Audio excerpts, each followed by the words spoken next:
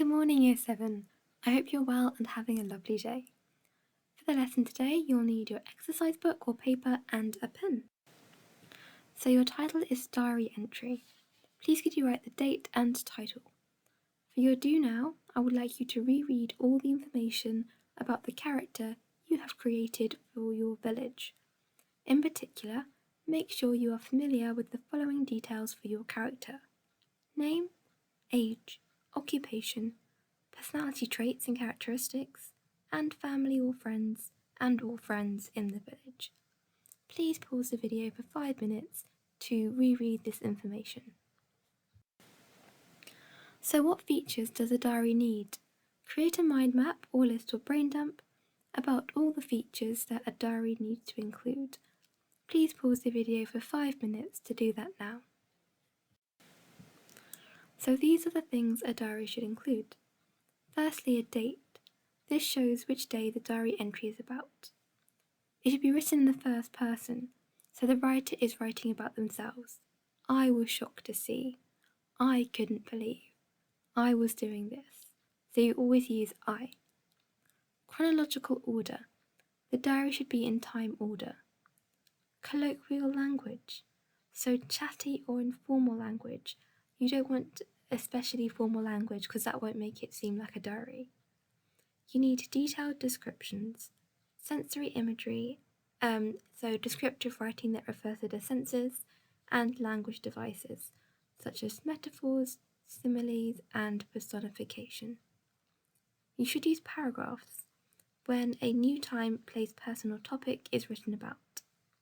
You should use a personal tone. You should write in the past tense, so talking about what has happened. And you should include an element of self-reflection. The writer writes about their feelings, thoughts, hopes, and fears. Please pause the video for a few minutes to write all of this down. So this is an example of a diary extract.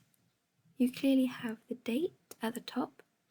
It's written in chronological order, written in the first person, written in the past tense, uses a personal tone, and colloquial language. So please pause the video to read it through now. Your task today will be to create a diary entry from the perspective of the character you created. So first you need to plan your diary entries. It's important to plan what information you are going to include so your writing doesn't feel confused. We will do this by using the following steps. Firstly, choose your intention and focus. What will you write about? Who is your audience? What impact do you want your writing to have on them? 2. Gather your ideas. Note down all the different ideas you could use in your writing. 3. Sequence your ideas. Decide on the best, most logical order in which to present your ideas. 4. Consider vocabulary. Note down a range of vocabulary you might want to use in your writing. What choices could you make that would increase the emotional impact on the reader? And 5. Put yourself in the reader's shoes. How will they respond to your ideas? Please pause the video for 10 minutes to do this now.